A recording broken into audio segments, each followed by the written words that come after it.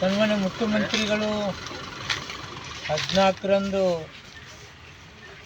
ಬಹುದಿವಸಗಳ ನಿರೀಕ್ಷೆಯ ಆಸೆ ಒಂದಿಲ್ಲಿ ಸರ್ಕಾರಿ ಮೆಡಿಕಲ್ ಕಾಲೇಜ್ ಆಗಬೇಕಂತಕ್ಕಂಥ ಬಾಗಲಕೋಟೆಯವರ ಏನೋ ಒಂದು ಆಸೆ ಇತ್ತು, ಕನಸಿತ್ತು. ಅದನ್ನು ನೆರವೇರಿಸಲಿಕ್ಕೆ 14ನೇ ತಾರೀಕಂದು ಬರ್ತಾಯಿದ್ದಾರೆ. ಅದರ ಜೊತೆಗೆ ಇದರ ಹಿಂದುಗಡೆ ಪ್ರಯತ್ನ ಹಾಗೂ ಇಲ್ಲೊಂದು ಮೆಡಿಕಲ್ ಕಾಲೇಜ್ ಬೇಕು ಅಂತಕ್ಕಂಥ ವಿಚಾರ ಬಹುದಿನಗಳಿಂದ ದಿವಂಗತ HY ಮೇಟಿ ಅವರ ಪ್ರಯತ್ನದ ಫಲದಿಂದ ಇವತ್ತು 14ರಂದು ಶಂಕುಸ್ಥಾಪನೆ ಕಾರ್ಯಕ್ರಮ ಇದೆ. ಅದರ ಜೊತೆಗೆ ಹಲವಾರು ಅಭಿವೃದ್ಧಿ ಕೆಲಸಗಳನ್ನ ಏನು ದಿವಂಗತ HY ಮೇಟಿ ಅವರ ಕಾಲದಲ್ಲಿ ಅವರ ಅವಧಿಯಲ್ಲಿ ಯಾವ್ಯಾವ ಅಭಿವೃದ್ಧಿ ಕೆಲಸಗಳನ್ನ ತಂದಿದ್ರು ಅಂತಕ್ಕಂಥ ಶಂಕುಸ್ಥಾಪನೆ ಹಾಗೂ ಉದ್ಘಾಟನೆ ಕಾರ್ಯಕ್ರಮವನ್ನು ನಾವು ಇವತ್ತು 14ರಂದು ಮಾಡ್ತಾಯಿದ್ದೀವಿ. ಒಂದು ಖುಷಿ ಏನಪ್ಪ ಅಂದರೆ ಮುಖ್ಯಮಂತ್ರಿಗಳು ಬಾಗಲಕೋಟೆಯಲ್ಲಿರ್ತಕ್ಕಂಥ ಪ್ರೀತಿ HY ಮೇಟಿ ಅವರ ಪ್ರಯತ್ನದಿಂದ ಒಂದು ಮೆಡಿಕಲ್ ಕಾಲೇಜ್ ಬರ್ತಾಯಿದೆ.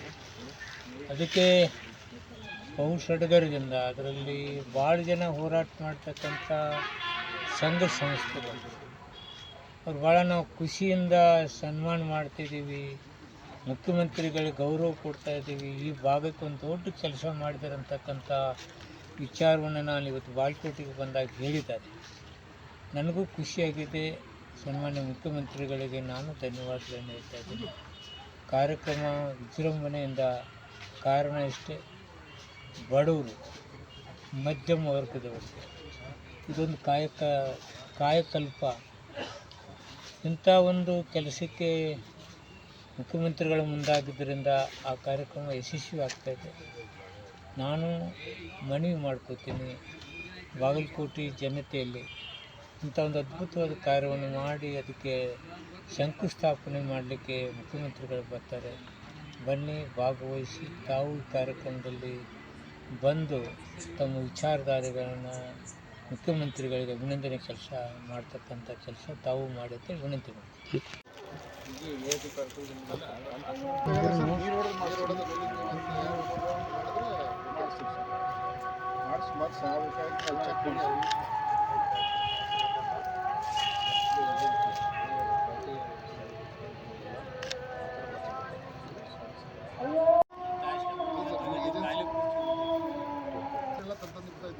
ಅಲ್ಲಿ ಇದ್ರು ಅದಕ್ಕೆ ಆ ಏಜೆನ್ಸಿ ಯಾರಿದ್ದಾರೆ ಅವ್ರ ಜೊತೆ ಮಾತಾಡ್ತಾರೆ. 30,000 ಜನಕ್ಕೆ